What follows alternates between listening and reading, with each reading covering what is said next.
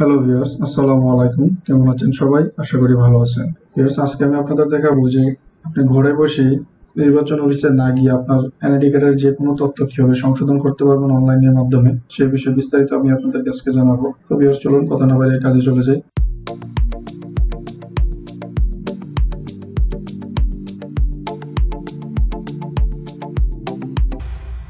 প্রথমে বলে নিই, যারা আমার চ্যানেলে এখনো নতুন আছেন, আমার চ্যানেলটিকে সাবস্ক্রাইব করেন নাই, আপনি আমার চ্যানেলটিকে সাবস্ক্রাইব করে চলে আসুন। আর যারা অলরেডি করেছেন তাদেরকে অবশ্যই ওয়েলকাম। তোমরা এনআইডি কার্ড সংশোধন করার জন্য অনলাইনে আবেদন করতে হবে। সেই অনলাইনে আবেদন করার জন্য যে ওয়েবসাইটে আমার যেতে হবে, স্ক্রিনে আপনারা সেই ওয়েবসাইটে দেখতে পাচ্ছেন। তো এই ওয়েবসাইটের ঠিকানাটা হচ্ছে service.nidw.gov.bd। এই লিঙ্কটা আমি আমার ভিডিও ডিসক্রিপশনে দিয়ে দেবো, সেখান থেকে আপনারা এক ক্লিকে চলে আসতে পারবেন। আসার পরে এরকম একটা পেজ দেখবেন। তো এখান থেকে আপনারা সর্বপ্রথম হচ্ছে যাদের এনআইডি কার্ডটা রেজিস্ট্রেশন করা নেই তাদেরকে এখানে নতুন করে রেজিস্ট্রেশন করতে হবে। আর যারা অলরেডি রেজিস্ট্রেশন করে ফেলেছেন তাদের এখানে হচ্ছে আপনার জাতীয় পরিচয়পত্র নম্বর অথবা ইউজার নেম দিয়ে আর হচ্ছে পাসওয়ার্ড দিয়ে আপনার ক্যাপচারটা দিয়ে এখানে লগ ইন করে পরবর্তী কাজ করতে পারবেন। তো আমি আপনাদেরকে একদম নিউলি দেখাবো যে আপনার যারা একদমই নতুন করে রেজিস্ট্রেশন করেন নাই তারা এখানে রেজিস্ট্রেশন করে কিভাবে আপনারা আবেদনটা করবেন। এনআইডি কার্ড সংশোধন করার জন্য আপনারা প্রথমে এখান থেকে যে রেজিস্টার করুন এটাতে ক্লিক করবেন। ক্লিক করার পর প্রথম অবস্থায় আপনার এখানে এনআইডি কার্ডের নাম্বারটা দিতে হবে। তারপর আপনার হচ্ছে জন্ম তারিখটা এখানে দিবেন। তারপর এখানে যে ক্যাপচার গুলো দেখতে পাচ্ছেন আপনারা সেই ক্যাপচার গুলো এখানে হুবহু লিখতে হবে যেভাবে আছে। তারপর এখানে যে সাবমিটে ক্লিক করবেন। ক্লিক করার পর আপনাকে একটা বার্তা দেখাতে পারে, যাদের অলরেডি রেজিস্টার করা আছে তাদেরকে এটা দেখাবে। আমার অলরেডি করা আছে, তারপর আমি আবার নতুন করে পরে আপনাদেরকে দেখাবো। এর জন্য আপনার এখানে যে বহালে ক্লিক করবেন। তারপর আপনার এখানে যে ঠিকানাটা দিতে হবে, প্রথমে আপনার বর্তমান ঠিকানা, তারপর হচ্ছে স্থায়ী ঠিকানা দিয়ে এখানে পরবর্তীতে ক্লিক করবেন। ধাপে ধাপে এখানে বিভাগ, জেলা, উপজেলা এভাবে সিলেক্ট করতে হবে আপনাকে। আমারগুলো আমি দিলাম এখান থেকে। এখানে অবশ্যই আপনার স্থায়ী ঠিকানার মধ্যে স্থায়ী ঠিকানা দিতে হবে, বর্তমান ঠিকানার মধ্যে বর্তমান ঠিকানা দিতে হবে। দুইটা আপনার যদি ভিন্ন হয়ে থাকে তাহলে আপনাকে ভিন্ন দিতে হবে, আর যদি দুইটা এক হয়ে থাকে তাহলে এক দিবেন। দেওয়ার পর এখানে যে পরবর্তী বাটন আছে এটাতে ক্লিক করবেন। ক্লিক করার পর আপনাকে এখানে একটা মোবাইল নাম্বার সেট করতে হবে। যদি আপনার অলরেডি মোবাইল নাম্বার দেওয়া থাকে সেটা আপনাকে দেখাবে লাস্ট 3টা ডিজিট। যদি আপনার মোবাইল নাম্বার এটা সঠিক হয়ে থাকে তাহলে আপনি এখানে যে বার্তা পাঠান এতে ক্লিক করবেন। আপনার মোবাইল এটা কোড যাবে ভেরিফিকেশন, সেটা এখানে দিতে পারেন। যদি এই মোবাইল নাম্বার আপনার কাছে না থাকে তাহলে আপনি এখানে যে মোবাইল পরিবর্তন করুন এখানে লেখা আছে এটাতে ক্লিক করবেন। অথবা আপনাদের যদি কারো মোবাইল নাম্বার ডাইরেক্ট সেট করা না থাকে আগে, তাহলে সরাসরি আপনাকে মোবাইল নাম্বার দেওয়ার জন্য এরকম অপশন পাবেন। আপনারা এরকম অপশন পাইলে এখানে যে আপনার মোবাইল নাম্বারটা এখানে দিবেন, দিয়ে এখানে যে বার্তা পাঠান এতে ক্লিক করলে আপনার একটা ভেরিফিকেশন কোড যাবে আপনার মোবাইলে, সেই কোডটা আপনাকে এখানে দিতে হবে। আমার মোবাইল নাম্বারটা এখানে আমি দিব, দিয়ে জাস্ট এখানে যে বার্তা পাঠান এটাতে ক্লিক করবেন। মোবাইল নাম্বার ভেরিফিকেশন কোডটা যেটা আসবে 6 ডিজিটের সেটা আপনারা এখানে তুলে তারপর এখানে যে বহাল নামক অপশন আছে এটাতে ক্লিক করবেন। আর যদি আপনার মোবাইলে মেসেজটা না যায় তাহলে এখানে পুনরায় পাঠান এটাতে ক্লিক করবেন। করলে আপনার এখানে আবার যাবে। এখানে বহালে ক্লিক করলাম।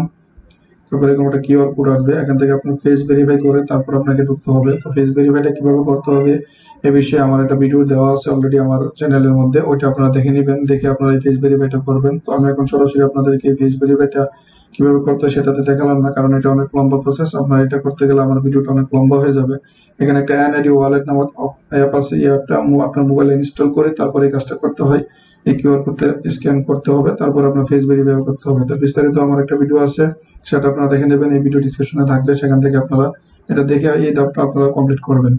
ফেস ভেরিফাইটা কমপ্লিট হলে আপনাকে অটোমেটিকলি পরের ধাপে নিয়ে যাবে, সেখানে আপনাকে বাকি কাজটা সম্পূর্ণ করতে হবে। তো আপনার আইডি কার্ডটা সংশোধন করার জন্য এখানে যে এডিটে ক্লিক করবেন। এডিটে ক্লিক করার পর একটা বার্তা দেখাবে আপনারা এখানে যে টাকাটা কিভাবে পেমেন্ট করতে হবে। এনআইডি যে সংশোধনের ফিটা আছে সেটা আপনারা বিকাশ, রকেট এগুলোর মাধ্যমে দিতে পারবেন। এখানে টোটাল 9টা মাধ্যম আছে, আপনি যেটাতে খুশি দিতে পারবেন। বিকাশ এবং রকেটের দুইটাই মোটামুটি সহজ সিস্টেম, এটাতে আপনার মাধ্যমে দিবেন। আর এই বিকাশ এবং রকেটের মাধ্যমে কিভাবে টাকা জমা দিতে হবে সেই বিষয়ে আমি দেখিয়ে দেবো আপনাদেরকে আরেকটি ভিডিওর মধ্যে, সেখান থেকে আপনারা দেখে নিতে পারবেন যে কিভাবে ফিটা জমা দিতে হবে। তো এখানে হচ্ছে আপনার বহালে ক্লিক করবেন। ক্লিক করার পর হচ্ছে আপনার যে তথ্যগুলো সংশোধন করবেন সেই তথ্যগুলোর মধ্যে একটা টিক মার্ক দিবেন। তারপর হচ্ছে আপনার সঠিক তথ্যটা এখানে সিলেক্ট করে দিবেন। ধরেন আমার এখানে সবকিছু ঠিক আছে, আমি শুধু জাস্ট তার রক্তের গ্রুপটা আমি চেঞ্জ করবো। এখানে রক্তের গ্রুপ দেওয়া নাই, আমি এখানে রক্তের গ্রুপটা সিলেক্ট করলাম। তারপর এখানে নির্বাচন করুন, এখান থেকে আমার রক্তের গ্রুপটা যেটা সেটা আমি দিব, আপনাদেরটা আপনারা দিবেন। তো একইভাবে আপনি যদি নিজের নাম সংশোধন করতে চান তাহলে যে বাংলা যদি সংশোধন করেন তাহলে এখানে টিকমার্ক দিয়ে আপনার এখানে বাংলাটা লিখতে হবে, আপনার সঠিক নামটা। তো বাংলাটা অবশ্যই আপনাকে এখানে ইউনিকোড বা হচ্ছে আপনার অব্র দিয়ে লিখতে হবে, বাংলাটা বাংলা লিখতে হবে। তারপর হচ্ছে আপনার এখানে ইংরেজি লেখা আছে, সেম ভাবে আপনি যেটাই সংশোধন করতে চান সেটার মধ্যে আপনি টিক মার্ক দিবেন, দিয়ে আপনি সঠিকটা দিয়ে আপনার হচ্ছে এখানে পরবর্তী ধাপে ক্লিক করবেন। তারপর আপনার পরবর্তী ধাপে গেলে পরে আপনাকে দেখাবে যে আপনি বর্তমান কি চাইছেন এবং আপডেটেড কি তথ্য দিয়েছেন সেটা আপনাকে এখানে শো করবে, যাটা কারেকশন করতে যাচ্ছেন। তো আপনি দেখবেন যে সব ঠিক আছে কিনা, যদি ঠিকঠাক থাকে তাহলে আবার এখানে পরবর্তীতে ক্লিক করবেন। ক্লিক করার পর আপনাকে দেখাবে যে you have total deposit of 0 BTT, মানে হচ্ছে আপনি এখনো কোনো প্রকার টাকা জমা দেন নাই। মানে আমি আমার এনআইডি কার্ড সংশোধনের জন্য নির্বাচন অফিসের যে ফিটা আছে সেটা আমি এখনো জমা দেই নাই, এই জন্য আমাকে এখানে 0 দেখাচ্ছে। তো এখন আপনি কত টাকা জমা দিবেন, কিভাবে জমা দিবেন সেটা আপনাকে এখন জানতে হবে। তো এটি আমি আপনাকে দেখাবো। তো কত টাকা জমা দিতে হবে সেটা জানার জন্য আপনি এখানে আবার যে পরবর্তী বাটন আছে সেখানে আবার একটা ক্লিক করবেন, পরবর্তী। ক্লিক করার পর দেখেন আপনাকে দেখাচ্ছে যে আপনার জাতীয় পরিচয়পত্র সংশোধনের জন্য কত টাকা জমা দিতে হবে, এখানে লেখা আছে। আমারটা হচ্ছে 230 টাকা। আপনারটা যত হয় সেটা এখানে দেখাবে। যদি 345 টাকা হয় তাহলে এখানে 345 দেখাবে, 575 হলে 575, যার যত টাকা লাগে সেটা এখানে দেখাবে। তো যত টাকা এখানে লেখা থাকবে তত টাকা আপনাকে জমা দিতে হবে। তো টাকা জমা দেওয়ার পর আপনি আবার এখানে যে কাজটা করবেন সেটা হচ্ছে যে পরবর্তী নামক যে অপশনটা আছে এটাতে আবার ক্লিক করবেন। ক্লিক করার পর এরকম একটি পেজ আসবে। তো এখন হচ্ছে আপনার কাগজপত্র অ্যাড করার পালা। তো এখানে আপনি যে কাগজপত্র দিবেন সেই কাগজপত্রগুলো আগেই সবকিছু সেট করে রাখতে হবে। তো এখানে কাগজপত্রগুলোর মধ্যে আপনি যেটা গ্রান্টেড হবে সেটা হচ্ছে, আমার হচ্ছে মায়ের নাম সংশোধন করব, এর জন্য আমার এসএসসি সার্টিফিকেট আছে। আপনাদেরকে বলবো যাদের এসএসসি সার্টিফিকেট আছে, এসএসসি সার্টিফিকেটটা অবশ্যই খুবই গুরুত্বপূর্ণ।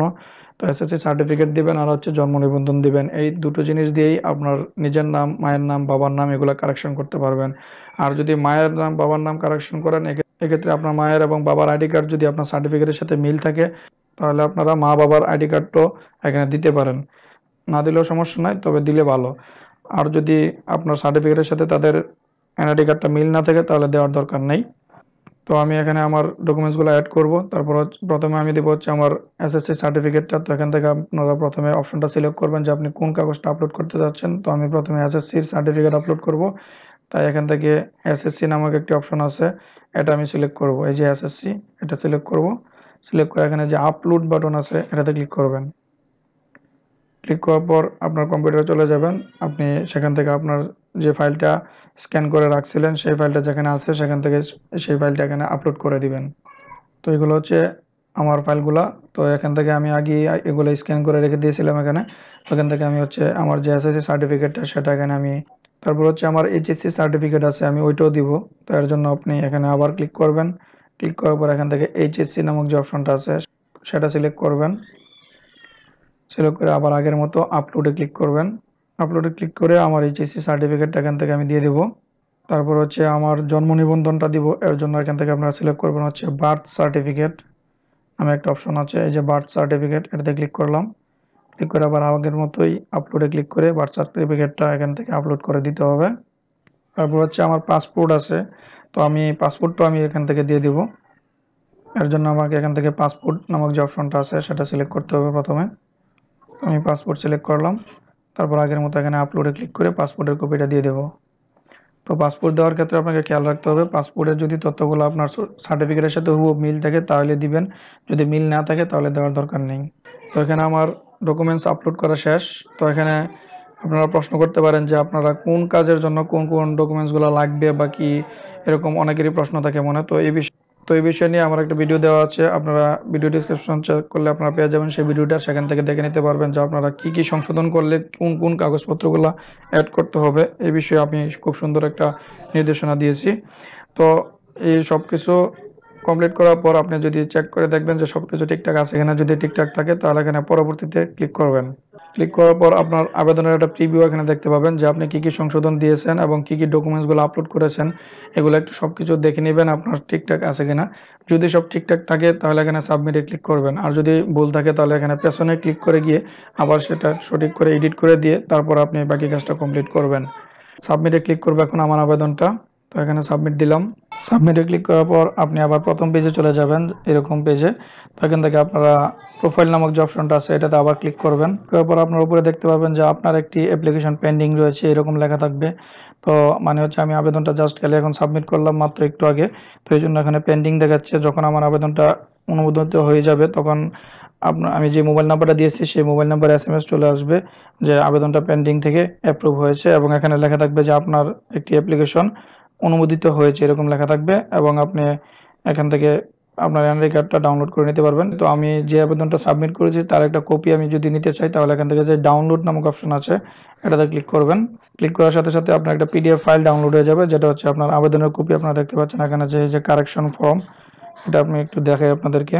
এই যে এটা হচ্ছে আমার কারেকশন ফর্ম। এখানে আমার দেওয়া আছে যে আমি কি কি বিষয় কারেকশনের জন্য দিয়েছি এবং বর্তমানে কি ছিল, এবং আমি যে সংশোধিত তথ্যটা চাচ্ছি সেটা কি, এবং আমি কি কি ডকুমেন্টস দিয়েছি সবগুলাই কিন্তু এখানে দেখাচ্ছে। তো আপনারা এই কপিটাকে আপনার কাছে রেখে দিবেন। এটা কোথাও জমা দিতে হবে না, নির্বাচন অফিসে নিয়ে দিতে হবে না, কোনো জায়গায় দিতে হবে না। এটা জাস্ট আপনি দেখার জন্য আপনার কাছে রেখে দিবেন। তো এখানে আমাদের কাজ শেষ। তো এখন হচ্ছে আমাদের অপেক্ষা করার পালা। 2 থেকে 3 দিন সময় লাগবে সর্বোচ্চ। এর ভিতরে আপনাকে রিপ্লাই দেওয়া হবে। আপনার আবেদনটা যাচাই বাছাই করবে তারা, আপনার ডকুমেন্টসগুলো দেখবে, দেখে যদি সবকিছু সঠিক মনে হয় তারা আপনার আবেদনটাকে অ্যাপ্রুভ করবে। তো অ্যাপ্রুভ করার পর আপনার মোবাইলে এসএমএস আসবে, এবং আপনি এখান থেকে আপনার ইউজার আইডি এবং পাসওয়ার্ড দিয়ে ঢোকার পর এরকম পেজ পাবেন। এখান থেকে আপনারা যে ডাউনলোড নামক অপশন আছে এটাতে ক্লিক করলে আপনার যে সংশোধিত এনআইডি কার্ডটা সেটার কপিটা আপনি এখান থেকে পেয়ে যাবেন। তো ভিউয়ার্স, এই ছিল মূলত আজকে আমার ভিডিও। তো আপনারা যদি ভিডিওটি দেখে কোনো প্রকার উপকৃত হয়ে থাকেন তাহলে অবশ্যই আমার ভিডিওটিকে লাইক, কমেন্টস এবং শেয়ার করবেন, আর আমার চ্যানেলটিকে অবশ্যই সাবস্ক্রাইব করবেন।